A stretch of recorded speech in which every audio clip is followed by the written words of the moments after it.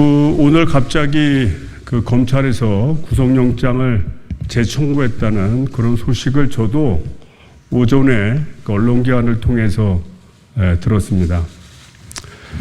제가 4월 12일 날 압수수색이 되고 6월 12일 날 국회에서 체포 동의안이 이제 부결됐습니다. 그리고 이제 50일이 흘렀는데 그 사이에 저에 대한 추가적인 조사라든지 또는 저와 관련된 관련자가 무슨 사실을 얘기했다든지 해서 추가 정황이 포착됐다, 이런 것은 제가 언론을 통해서 단 한 건도 접한 바가 없습니다. 그러다 갑자기 오늘 이런 구속영장을 청구를 했는데 참 안타까운 심정입니다. 이게 국가기관이 가지고 있는 각각의 권력을 나눠갖고 서로가 서로의 의사를 존중하면서 서로 잘못하면 독단적으로 판단할 경우에 왜곡된 사실에 근거해서 자기만 논리로 빠질기 때문에 앞서서 많은 민주주의를 연구하는 사람들은 삼권 분립을 얘기를 하고 서로가 서로의 어떤 다른 입장에서 또 때로는 또 충돌도 하고 또 조화롭게 하면서 가는 그 기본 원리를 이제 검찰은 아마 중요하지 않은 것 같습니다. 앞으로 이 점에 대해서 저는 어떤 법리적인 차원에서 최대한 준비를 해서 그동안 우리 국민들이 참 검찰 앞에서 참 비참한 마음을 가지고 참 참담한 심정으로 고통을 많이 겪었겠구나 라는 거를 제가 몸소 깨달은 것 같고요. 앞으로 더욱더 열심히 노력을 해서 진정한 우리 대한민국이 민주주의가 바로 설 수 있도록 제 남은 정치 인생을 헌신할 것을 말씀드립니다. 그러면 제가 준비된 입장문을 낭독하도록 하겠습니다.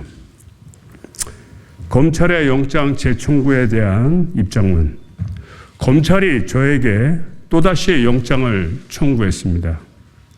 지난 6월 12일 체포 동의안 국회 부결 이후 검찰의 추가적인 소환 조사 요청은 전혀 없었습니다. 오늘 법원에 청구한 영장에도 새로운 혐의 사실은 없었습니다. 검찰은 단지 제가 수사의 정당성과 공정성을 폄훼하는 발언을 한다고 주장하고 불구속 수사 및 재판을 받게 될 경우 증거인멸을 시도할 개연성이 높다는 것을 영장 재청구의 사유로 제시하였습니다. 검찰의 영장 재청구 사유에 대해 묻지 않을 수가 없습니다.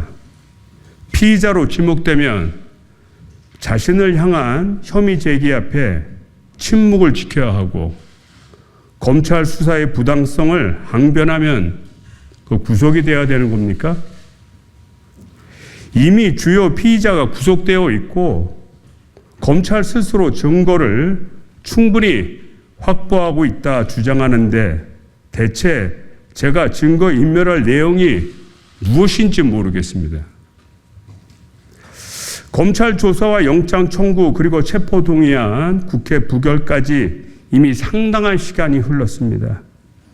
국회 회기가 없는 때를 노려 기습적으로 영장을 청구하는 정치 검찰의 행태가 참으로 집요하다는 생각이 듭니다.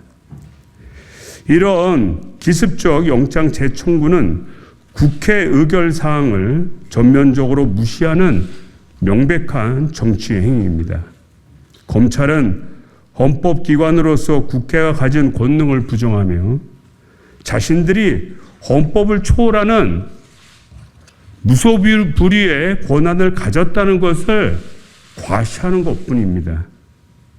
또한 국회의 동의가 없음에도 틈을 노려 국회의원의 인신을 구속하겠다는 것은 지역 주민의 대표인 국회의원의 의정활동을 봉쇄하고 특정 정치 세력을 비호하기 위해 검찰권을 남용하는 것이며 이는 곧 국민에 대한 도전이라고 생각합니다.